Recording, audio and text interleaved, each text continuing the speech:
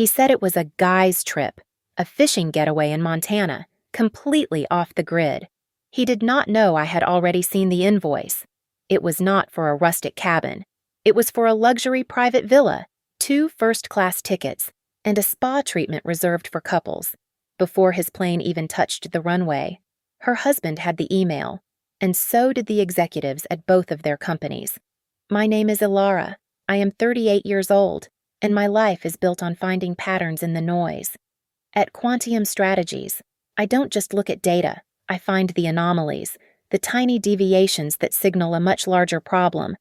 I was deep in a set of quarterly forecast projections, tracking a decimal point that refused to align, when Liam walked into my home office. My husband. Liam. He is 40, a high-end real estate developer whose charm is his primary currency. He doesn't just enter a room, he conquers it, all polished smiles and expensive tailoring. He leaned against the doorframe, that familiar, practiced smile already in place. "Hey," he said, his voice smooth. "Burning the midnight oil." "It's only 4 in the afternoon," I replied, not looking up from the screen. "What's wrong?" "Nothing's wrong." "Jesus, Ilara, can't a guy just say hi to his wife?" He pushed off the wall and crossed the room, perching on the edge of my desk. "Actually, I do have some news. Just finalized it. The guys and I are heading out for a few days." I finally looked up. His enthusiasm felt manufactured. It was too bright. "A few days where Montana. Mark found this insane fishing lodge up near Yellowstone. We're talking extreme decompression." He rubbed his hands together, a gesture he used when he was closing a deal. "This new project has us all fried. We just need to unplug." A small, cold knot formed in my stomach. It was the same feeling I got when a dataset looked perfect, but the validation check failed. "That sounds nice," I said, keeping my voice neutral. I played the role I was supposed to play, the supportive wife. "When are you leaving?" "Tomorrow morning, first flight out." "I know, it's super last minute, but we just had to pull the trigger." He leaned in, lowering his voice conspiratorially. "The best part. The place is a total dead zone. Seriously, 0 reception, no Wi-Fi. We're going completely off the grid, just us, the river, and probably way too much whiskey." He was overselling it. The emphasis on 0 reception was a flashing red light on my dashboard. Liam despised being unreachable. His entire business ran on his phone. "Wow, completely off the grid," I repeated, forcing a smile. "You'll go crazy." "It's what we need," he insisted. "Just a few days. We'll be back by the weekend." I minimized the spreadsheet. "So, who's going, Mark and David?" I watched his eyes. He hesitated. It was almost imperceptible, a flicker of calculation. A data analyst sees that flicker. "Yeah, Mark, David, a couple of the guys from the development team, you know, just the boys." "Well, I hope you all have a great time," I said, standing up. "You're the best," he said, pulling me into a hug. He buried his face in my hair, holding me tighter than usual. "I'm sorry to drop this on you. I'll make it up to you, I promise." I was about to respond when I inhaled. It wasn't his sandalwood cologne. It wasn't the clean scent of his dry-cleaned suit. It was perfume. It was faint, buried under his own scent. But it was there. It was a heavy, expensive floral, tuberose. And it was familiar. I knew I had smelled it before. It was absolutely not my perfume. I pulled away slowly. My heart rate, which I monitored on my smartwatch, had just climbed by 10 beats. I kept my face perfectly calm. He must have seen something in my expression. His own tightened immediately. "What?" "You smell." I tilted my head, as if confused. "Different." The lie came so fast it was almost impressive. He let out a short, sharp laugh. "Oh, God, you won't believe it. I was in the conference room with that new broker, the one from the design firm she was showing fabric samples, and she knocked over a perfume sample bottle. Dumped the whole thing right on my jacket. I smell like a department store. He stepped back, brushing at his lapel as if removing imaginary dust. Had to apologize all the way down the elevator. That's unfortunate, I said. My voice was ice. Yeah.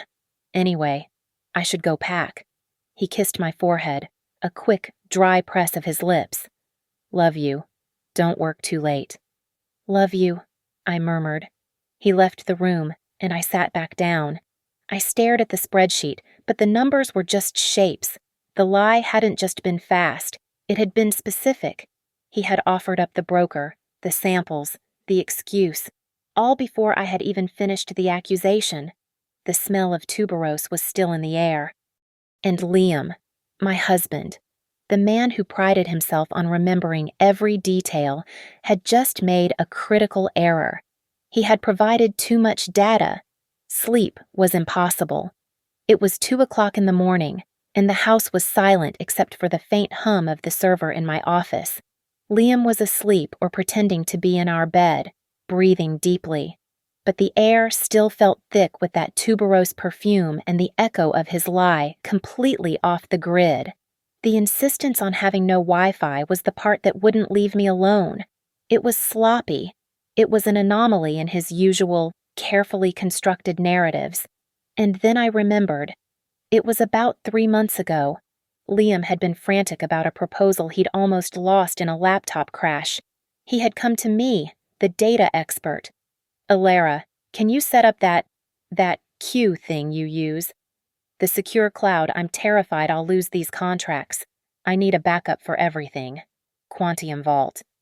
My company's proprietary, military-grade encrypted cloud storage. It was my digital fortress. I set up a shared family archive for him, linking his laptop and phone to autosync. He thought it was just for backing up data, a digital insurance policy. He had no idea what autosync truly meant. He didn't understand that I had just become the administrator of his digital life. I slipped out of bed, the cold hardwood floor shocking my feet. I went to my office and closed the door, the click of the latch sounding impossibly loud in the silence. The glow of my 3 monitors was comforting. I logged into the vault, my credentials, my system. I navigated to our shared archive. I wasn't interested in his emails or text messages. That was the messy, emotional way to search. I am an analyst. I don't sift. I query. I just sorted the entire directory by date modified, a folder near the top, created 2 weeks ago. He'd even tried to be clever. The folder wasn't named Montana or Vacation. It was named Project Sky. My mouse hovered. My breathing was shallow, but my hand was steady. I clicked. There were no contracts inside, no architectural renderings, no spreadsheets, just a handful of PDF files and 1 video file. I opened the first PDF, an invoice. Skyfire Lodge, Montana. My stomach tightened, but it wasn't for a rustic cabin. It was for the Sunset Villa. I knew the Skyfire. Liam had pointed it out in a lifestyle magazine months ago, calling it ridiculously decadent. The Sunset Villa was their most exclusive private residence, a place for billionaires and celebrities, not for a guy's fishing trip. I scanned the line items, my analyst's brain absorbing the data even as my heart hammered against my ribs. The invoice clearly stated anniversary romance package and couples spa treatment. It wasn't an anniversary package for us. I clicked the next PDF. Airline e-tickets, first class, 2 of them. Liam Hayes and Serafina Vance. The name hit me like a physical shock. Serafina, Sarah, the star interior designer, the one working hand in hand with Liam on his massive new 8-figure downtown project. And just as the name registered, the scent memory returned with sickening precision. The heavy, expensive tuberose. It was Sarah's signature scent. The one she'd been wearing when I met her at the project launch party. The one Liam claimed a broker had spilled on him. My hand was shaking now, just slightly. I clicked the last file. The video. It was short, maybe 10 seconds. It wasn't a contract. It was Liam, in our guest room, preening in front of the mirror. He was wearing a new, ridiculously expensive-looking leather jacket. He turned, holding his phone up to film himself, grinning that salesman grin. "What do you think?" "Sarah," he said, his voice low and intimate. "Hot enough for Montana." He must have thought he was just recording it, maybe to text to her later. He didn't know his phone was already uploading, syncing every second of his betrayal directly to my secure, encrypted vault. He didn't know that in his carelessness. He hadn't just left a digital footprint. He had handed me the entire map. The shock didn't last. It calcified. By 3 o'clock in the morning, the emotional heat had dissipated, leaving behind the cold, hard structure of a problem. I am an analyst, and I had just identified a catastrophic failure in the system. My system. My first response was not to cry or to throw something. My first response was to contain the breach. I sat at my desk, the glow of my monitors painting the room blue, and I began to analyze the destruction. I left the Quantium Vault and moved to the open web. Serafina Vance. Her digital footprint was pristine. She was a visionary, a design world darling, featured in architecture magazines. Her entire brand was built on sensual luxury and passionate spaces. The irony was nauseating. Her professional website listed her accolades, her projects, and, in a small lifestyle bio, her husband, Professor Marcus Vance. It took less than 5 minutes to build a profile on him. He wasn't just a lawyer. He was a public academic at the University of Denver. His faculty page was easy to find. His photo was severe, intellectual. His specialties, judicial ethics and corporate law. A man who taught ethical conduct for a living. A man who specialized in the very rules his wife was currently shredding. A strange feeling washed over me. It was a cold, bitter empathy, almost a sense of pity. He was the other victim. He was me, but in a different house, likely sleeping soundly, completely unaware.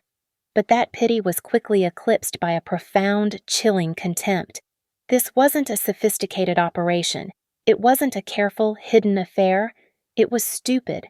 They were arrogant, and they were stupid.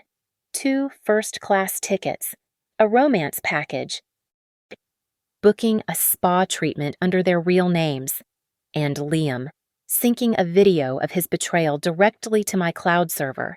They didn't just betray us. They insulted our intelligence. I spent the next hour working with methodical precision. I was no longer a wife. I was a forensic specialist building a case.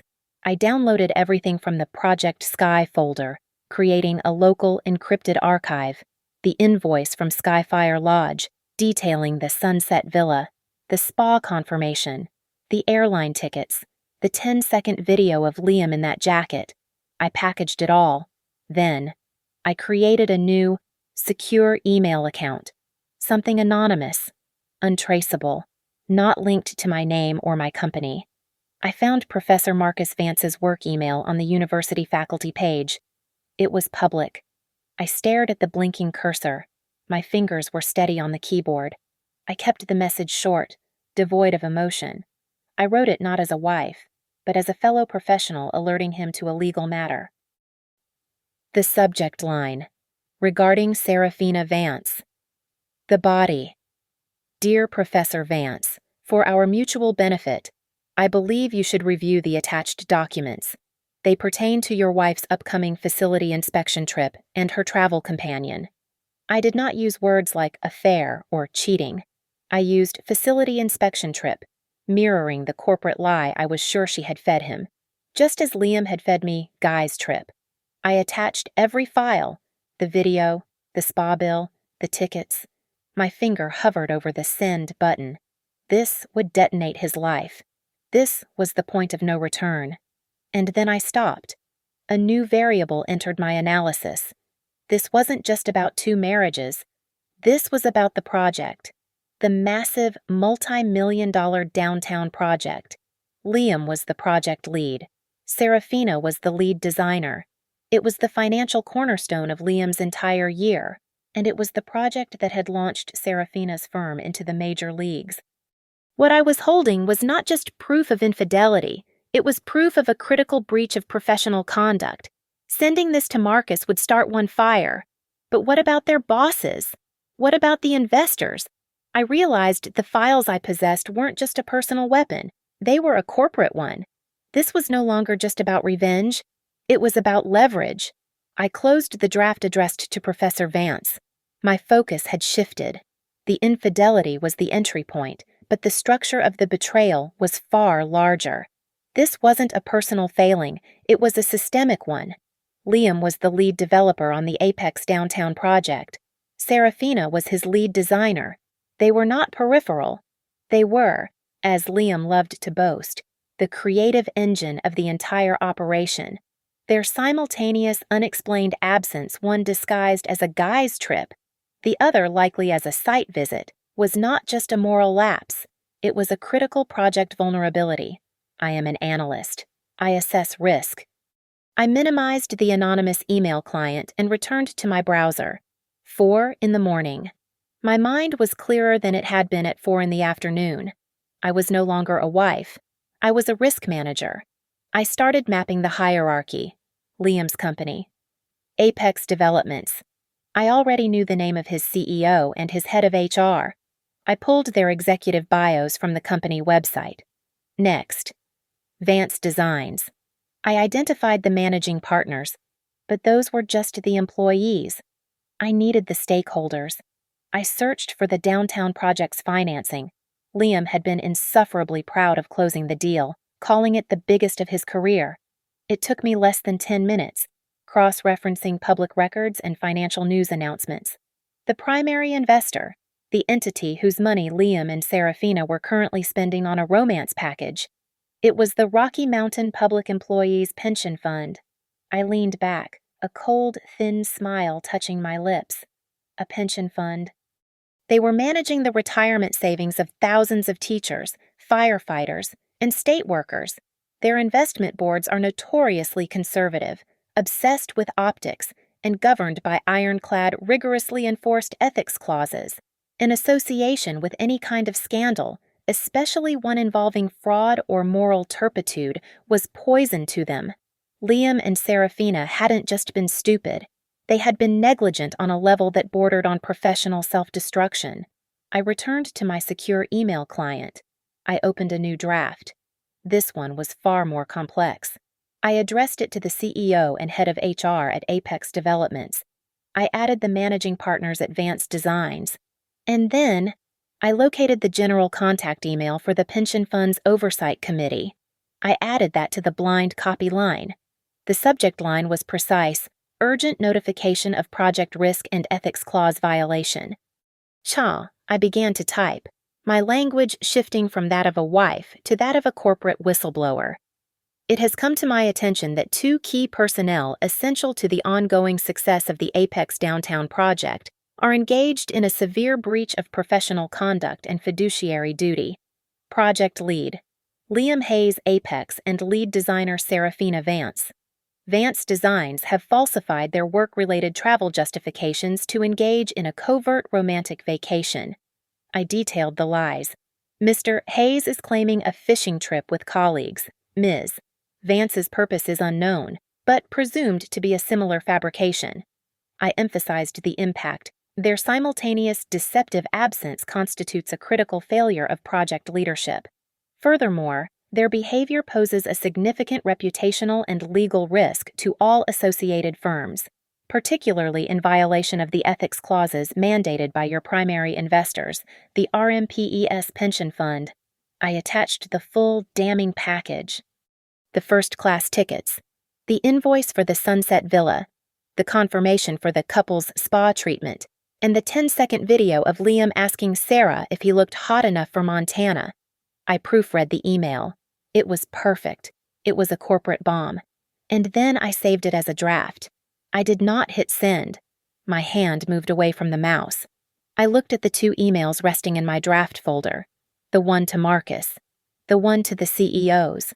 I am a strategist. You never deploy all your weapons at once. The email to Marcus was the warning. It was the first domino. It armed the other person they had wronged. This second email, the one I had just written, was the consequence. This was the nuclear option. This was the one I would use only when I needed to guarantee mutually assured destruction. I would wait. I would let Liam walk into his own trap first. I slept for 2 hours. It was a cold, dreamless sleep. I woke up at 5:30, showered, and put on makeup. I chose my outfit with care, a soft cashmere sweater, jeans, the perfect image of a loving wife seeing her husband off. When I came downstairs, Liam was already in the kitchen, energized. He was sipping an espresso, looking bright-eyed and, to anyone else, excited. He was hauling a brand-new, oversized fishing duffel bag toward the door. Beside it was his large Louis Vuitton rolling suitcase. The contrast was laughable. The duffel, I knew, was pure theater, a prop filled with gear he wouldn't use, destined to be thrown in the back of an Escalade. The Vuitton was for the Sunset Villa. "Morning," I said, my voice warm. I poured myself a coffee. "Hey," he beamed, his smile not quite reaching his eyes. "You're up early." I wanted to say goodbye properly. I walked over and straightened the collar of his jacket, the leather one from the video. He'd put his prop jacket on over his travel clothes. He flinched, just slightly, at my touch. "You're all set, then?" I asked, gesturing to the ridiculous fishing bag. "All set. God, I need this. Just me and the river."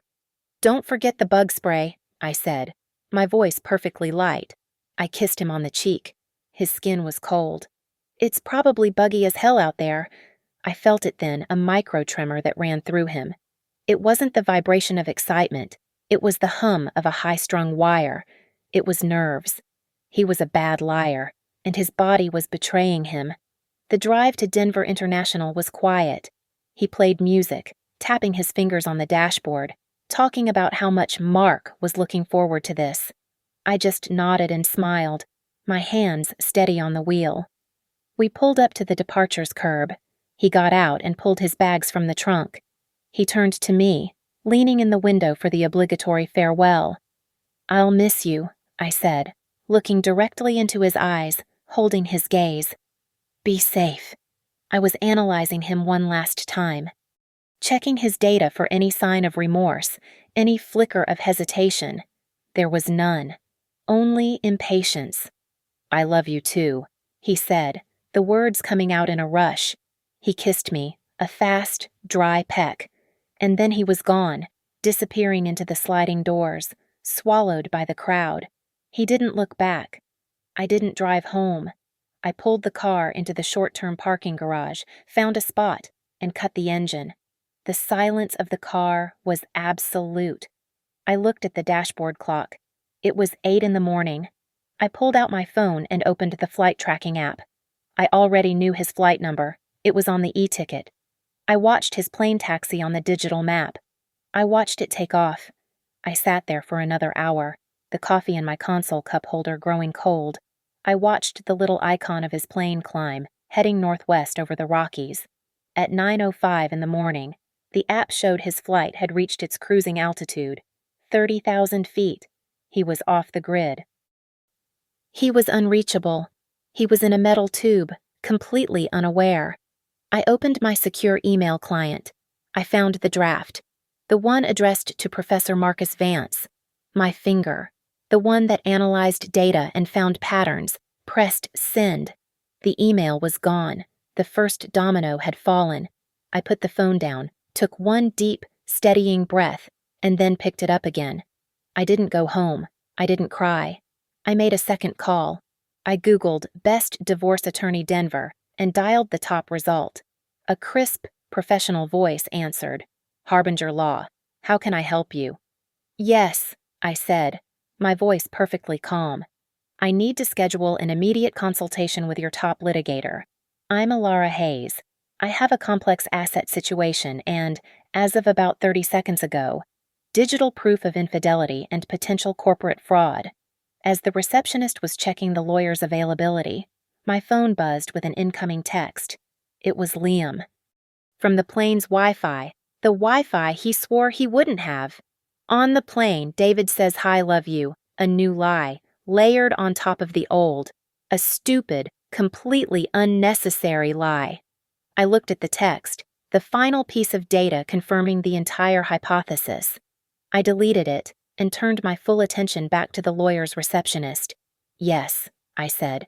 "Tomorrow at 10 would be perfect." It was 11:30 in the morning. I was sitting in a sterile, overpriced conference room at Harbinger Law, a glass of water sweating onto the polished mahogany in front of me. My new lawyer, a woman named Ms. Davies with eyes as sharp as her suit, was reviewing the digital files I had presented on a secure tablet. "This is comprehensive," she said, looking up from the video of Liam in his jacket. "The anniversary package is a particularly damaging detail. We can file for divorce on grounds of adultery immediately, given your joint assets with Mr. Hayes." My phone, resting on the table, began to vibrate. I had silenced the ringer, but the vibration was jarring. It was an unknown Denver number. I never answer unknown numbers.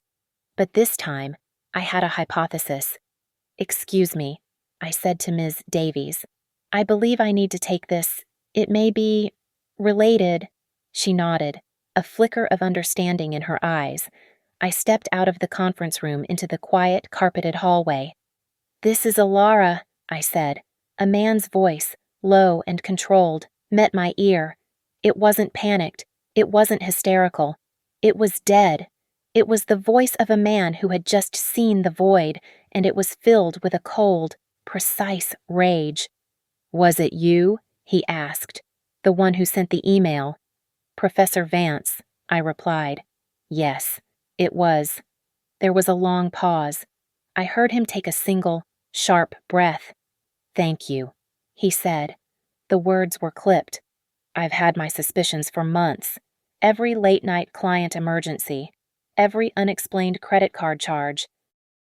He let out a harsh, dry sound that wasn't a laugh.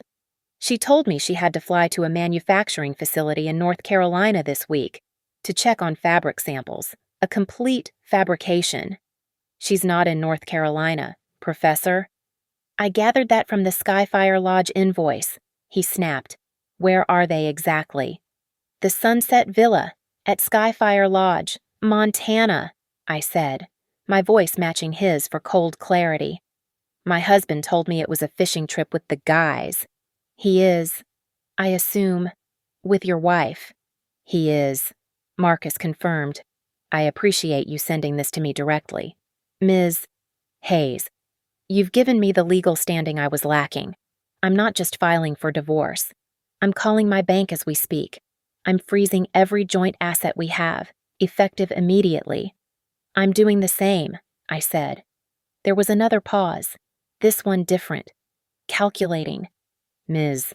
Hayes," he said, his voice dropping even lower. "This is worse than you know. Did you happen to notice how that anniversary package was paid for? It was on a corporate card, Serafina Vance's name." "Not just a corporate card," Marcus said, and the anger was now burning hot. "Our firm's primary project account, the one tied to the Apex downtown development. She thought I didn't know the passwords to the business accounts. She thought I was just the academic, too busy with my books to notice. She's been siphoning money for months, but this is the most blatant evidence yet." My blood went cold. "What are you saying?" "I'm saying my wife isn't just cheating. Ms. Hayes, she's embezzling. She's using investor money, your husband's project's money, to fund her romantic getaway." I leaned against the wall. The game had just changed. This wasn't a domestic dispute anymore. This wasn't a simple, sad affair. This was a crime. This was felony-level corporate fraud. The second email, the one sitting in my drafts addressed to the CEOs and the pension fund, had just gone from leverage to a loaded weapon. I walked back into the conference room, my mind already 3 steps ahead. Ms. Davies, the lawyer, looked up from her notes. "We are proceeding," I said, my voice cutting through the quiet of the expensive room. "But the situation has evolved. My husband's partner in this is not just an adulterer. She is an embezzler. She's funding their trip with money from the project. It's corporate fraud. Ms. Davies's eyes, already sharp, narrowed in appreciation. That, she said, changes the entire financial picture. This moves from a simple asset division into a matter with potential criminal liability for him. Exactly, I said. I paid the $400 consultation fee in full, declined to schedule the next meeting just yet, and walked out. I didn't speed on the way home, but I drove with a singular cold purpose. The house was empty, the silence a high-pitched ringing in my ears. I walked straight to my office, the screens still glowing from the night before. I sat down. I opened my secure email client. The draft addressed to the corporate leadership in the pension fund was exactly where I had left it. Urgent notification of project risk and ethics clause violation. My hands were perfectly steady. I clicked into the body of the text, just below the damning attachments. I added one new sentence, sharp and lethal. Furthermore, I have just received corroborating evidence that this anniversary package was not funded by personal means, but was charged to the Apex Vance project account. I strongly suggest a full, immediate forensic audit be launched into all of Ms. Vance's and Mr. Hayes's project-related expenses. I read the complete email one last time. It was a masterpiece of controlled destruction. The recipient list was a work of art, the CEO of Apex Developments, the head of HR, the managing partners of Vance Designs, and, in the blind copy field, the Public Oversight Board of the Rocky Mountain Public Employees Pension Fund. I hit send. I didn't even have time to stand up. I didn't make it to the kitchen. Within, I am certain, 15 minutes, my phone, which I had placed on the desk, began to vibrate violently. The name on the screen was Robert Henderson, CEO of Apex Developments, Liam's boss. I let it ring twice, a small courtesy. On the third ring, I picked up, "Hello, Robert?" "Ilara." His voice was high, strained, and stripped of its usual boardroom polish. He was panicked. "Ilara, I just got your email. My God, we knew nothing. I swear to you, we knew nothing about this. This is a catastrophe. The pension fund is calling for an emergency meeting. They're talking about breach of contract." He was rambling, the words tumbling out. "Where is he, Ilara? Please, where is Liam? His phone is going straight to voicemail." I leaned back in my chair, looking at the dust motes dancing in the morning light of my office. As my email stated, "Robert," I said, my voice calm and analytical. "I believe he is currently checked into the Sunset Villa at the Skyfire Lodge in Montana. He is, as you now know, in violation of your corporate ethics clauses and, based on the information I just provided, potentially federal law." There was a choked sound on the other end of the line. "Oh my God," Robert whispered, and the panic was suddenly replaced by sheer, undiluted terror. "Ilara, you don't understand." "I think I understand perfectly," I replied. "No," he shouted, and I had to pull the phone away from my ear. "The investors, the pension fund partners, they aren't just calling a meeting. They are here. They are in my conference room, right now. They flew in this morning for the quarterly progress review." He stopped, taking a desperate, ragged breath. I heard muffled voices in the background, a sign he was failing to contain the explosion. "Liam was supposed to be here. Ilara," he said, his voice dropping to a horrified whisper. "He was scheduled to lead this presentation. He was supposed to be in this room, presenting to them, right now." I hung up with Robert Henderson, the CEO's panic still a faint ringing in the air of my quiet office. I looked at the clock. It was 1:30 in the afternoon. Their flight had landed hours ago. They had taken the 2-hour private shuttle from the airport. They were there. I knew, with the certainty of a proven hypothesis, that they were completely oblivious. They were in their bubble of shared arrogance, checking into the Sunset Villa. The staff would have been fawning, of course, confirming their anniversary romance package. I am sure Serafina demanded the champagne be opened the moment they were alone, the moment the butler had left. They would have toasted their own brilliance, safe and off the grid. The trap I set wouldn't spring until they were comfortable. It wouldn't spring until they tried to use the power they thought they had. It would happen at dinner. I pictured them walking into the lodge's five-star restaurant, dressed in their expensive new clothes. That leather jacket. They would have ordered cocktails, appetizers, the best bottle of wine on the menu.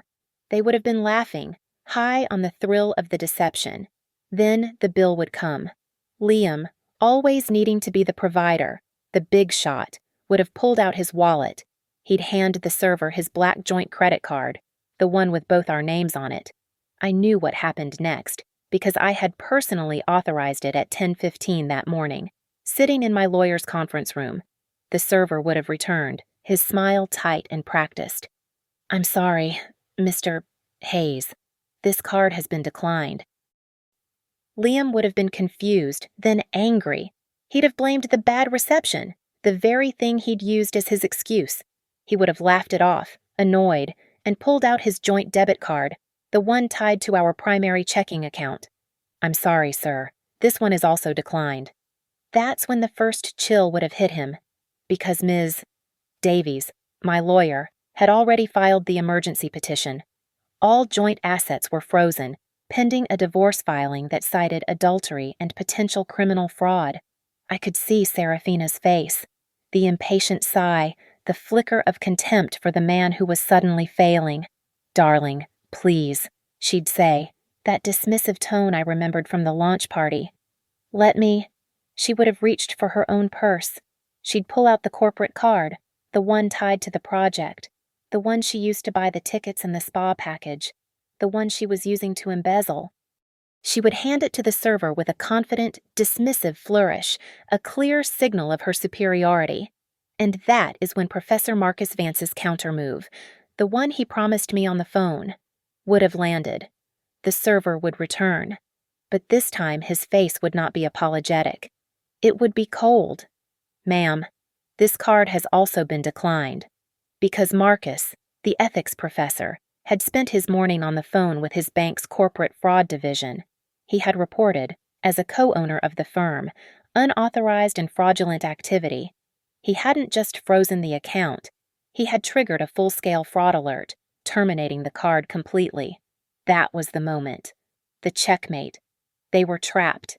Two arrogant, powerful people in one of the most expensive and remote resorts in North America, with no cash, no credit, and no way to pay for the wine they had just finished. The romance of the Sunset Villa was over. The restaurant manager would have been called. Then, the general manager of the lodge. The fawning smiles would be gone, replaced by the hard, suspicious stares reserved for thieves. I pictured them being escorted from the restaurant, the other diners watching. The manager would have walked them back to their villa, that $5,000 a night cage, and I could hear the firm, polite knock on the door, demanding a valid form of payment. Not in the morning, not after they sorted it out. Immediately. They were no longer guests. They were liabilities. My phone did not ring for several hours. I sat in my office, the sun tracking across the floor, the house silent. I had launched the missiles. Now. I was just waiting for the sound of the impacts. It came at 8 o'clock in the evening, the call I was waiting for. Liam.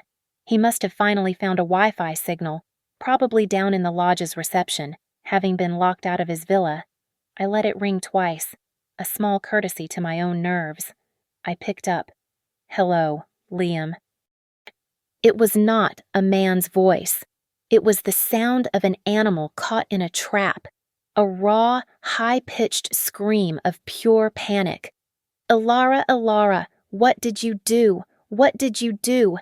The accusation was immediate. He hadn't even processed what had happened, only that I was the cause. "I don't know what you mean," I said, my voice calm, the volume low. "The cards, my cards. All of them. They're frozen declined, Ilara. What did you do to our accounts?" "Our lawyer has placed a temporary hold on joint assets," I said. as if discussing a line item in a budget. "It's standard procedure." "Lawyer," he shrieked. "Standard procedure, Robert Henderson called me. He called me. Ilara. He found me. He screamed at me. He said I was fired." I remained silent. I pictured him, standing in that opulent lobby, the other guests staring. "Fired," he yelled again. "He said the pension fund is pulling out of the project. He said they're launching a full forensic audit on me, Ilara. You have to call him. You have to tell him it's a misunderstanding." I heard a muffled sound, and then her voice, sharp and laced with venom, in the background. Serafina. She must have wrestled the phone from him, or just screamed loud enough for me to hear. "You. This is your fault," she was screaming, but she was screaming at Liam, not me. "Your stupid, unsecured cloud. You saved everything. You absolute idiot. You brought her right to us." Then I heard him roar back, all charm gone, just the raw, ugly foundation underneath. "My fault. You're the one who used the project card. You stupid thief, Marcus called. He just called, he's filing for divorce, and he told them you're embezzling. He's sending the police to your office." "Sarah, the police. You did this." There was a scuffle, the sound of the phone dropping, hitting something hard, and then Liam's voice was back, desperate and sobbing. He was actually crying. "Ilara, baby, please, please, you have to help me. I'm fired. My accounts are frozen. We're stuck here. The hotel took our keys. They think we're criminals. You have to unfreeze the cards. Just one of them. Please, Ilara, I'm begging you." I let the silence sit. I let him beg into the void. He wasn't sorry for the affair. He wasn't sorry for the lies. He was only sorry he got caught. "Ilara, are you there? Help me." "I can't. Liam," I said. My voice was like ice. "What do you mean you can't?" "You said it was a guy's trip." The line went dead quiet, not a sob, not a breath. He had processed the words, the implication, the sheer, cold finality of that statement. "Wait," he whispered. The panic was gone, replaced by a dawning, horrified confusion. Sarah said Marcus knew. She said he knew everything before she even got here. But how did he know Robert knew, too? He knew we were in Montana. He said he knew." He was scrambling, his mind trying to find the data source. "She said her husband found out," Liam said, his voice shaky. How did he know someone told him? Someone had to have told him. He was so close, yet so far. He was looking for a powerful man, a rival. He couldn't comprehend that I was the source. The wife he'd left behind with her spreadsheets. I would not be correcting him. "Robert knew. Did he?" I said, my voice light, as if I were a curious bystander. "Well, I suppose you should ask your boss about that, Liam." I hung up the phone. I did not wait for him to reply. I blocked his number. They were kicked out of the lodge, not just escorted, but removed by resort security like common criminals. They had to pawn Liam's Rolex, the one I bought him for his 35th birthday, at a shop in a dusty Montana town just to get enough cash for bus tickets. Not plane tickets, bus tickets. I tracked their journey home, not through an app, but by imagining the sheer, unmitigated humiliation of it. A 36-hour bus ride from Montana to Denver. 36 hours of stale air, cramped seats, and the smell of failure. 36 hours for the reality of their mutual destruction to truly sink in. He arrived 2 days after my last call. I was watching from my office window, the one overlooking the front walk. He looked like something that had washed ashore. His expensive clothes were rumpled and stained. He was unshaven, his hair matted, and he was carrying nothing but a plastic convenience store bag. He stood on the porch for a moment, as if expecting the door to open for him. He tried his key. I had already had the locks changed the day before. He tried it again, rattling it in the lock with growing frustration. Then he started pounding. Not a knock. A desperate, angry slam of his fist against the solid wood. I walked to the door. I did not feel fear. I felt statistical. I was observing the final data point. I drew back the deadbolt but left the chain latch securely in place. I opened the door those 3 inches. He was right there, his face close to the opening. He looked haggard, his eyes wild with panic and exhaustion. He recoiled when he saw me, as if surprised I was even there. "Ilara!" he gasped, pushing against the door, rattling the chain. "Ilara, let me in! You have to help me!" "Help you with what?" "Liam," I asked. My voice was quiet. "They think I stole money," he pleaded, his voice cracking. "It was all Serafina. She did it. She set up the corporate accounts. She used the cards. She tricked me. Ilara, you have to tell them. You have to tell Robert it was her." "Did you steal money, Liam?" I asked. "No, God, no. It was her. She lied to me. She said it was a bonus." "Then why?" I asked, my voice never rising.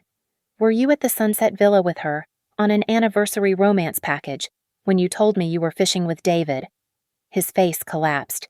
The flimsy defense of the fraud charge was gone, replaced by the raw, open wound of the affair. He sagged against the doorframe. "Please," he whispered, tears now openly streaming down his dirty face. "Ilara, please. It's all ruined. Her husband, that bastard, Marcus, he did this. He's a lawyer. Ilara, he must have been tracking her. He called our bosses. He called the police. He destroyed everything." He was weeping, clinging to this narrative.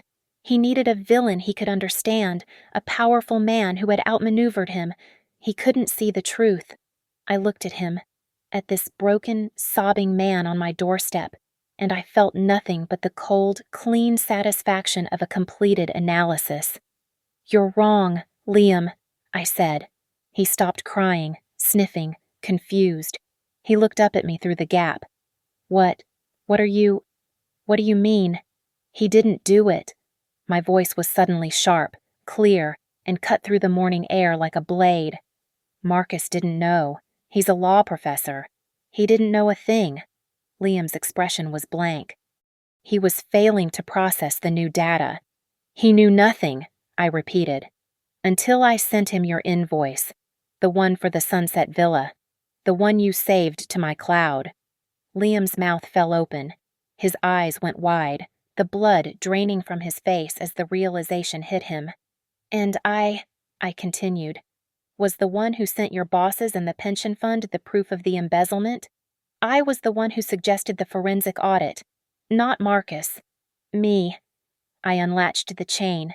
The metal links slid free with a sharp, metallic sound. I opened the door fully. Liam stumbled back, as if I were holding a weapon. He looked at me, truly seeing me for the first time in years. He wasn't seeing his wife, the quiet data analyst. He was seeing the strategist who had just dismantled his entire life. I stepped back, picked up a small, cheap duffel bag from the floor of the entryway, one I had packed with a few changes of clothes, a toothbrush, and a bar of soap. I tossed it onto the porch. It landed at his feet with a soft thud. "These are yours," I said. "My lawyer, Ms. Davies, will be in contact with your lawyer about the rest." He just stared at the bag and then at me, his entire reality reconfiguring around this horrifying new truth. He had not been beaten by a rival. He had been surgically, methodically, and completely defeated by the wife he thought was too busy with spreadsheets to notice he was gone. I closed the door. I did not slam it. I closed it with a firm, final click, and then I turned the deadbolt, the sound of the tumblers sliding into place, loud and definitive, in the empty, silent house. Thank you for listening. Comment below where you are listening from so we can share our thoughts. Please subscribe to Lily Revenge Stories, like this video, and give us a little extra support by hitting that hype button so this story can be heard by more people.